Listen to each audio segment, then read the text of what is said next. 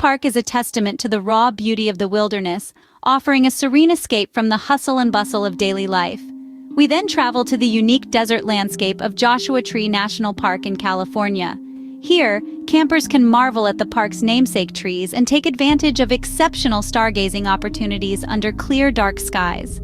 Further east, in Virginia, we find Shenandoah National Park.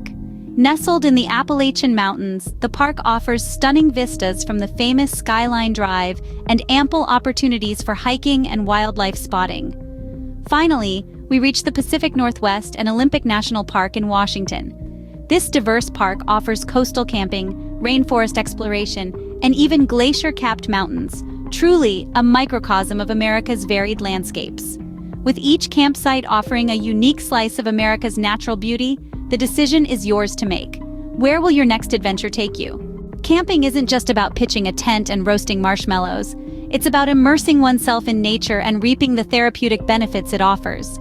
From the lush green forests of the Smokies to the red rock canyons of Zion, each camping spot in our grand country offers its unique charm. Imagine waking up to the sound of birds chirping, the smell of fresh pine, and the sight of a breathtaking sunrise over a pristine lake.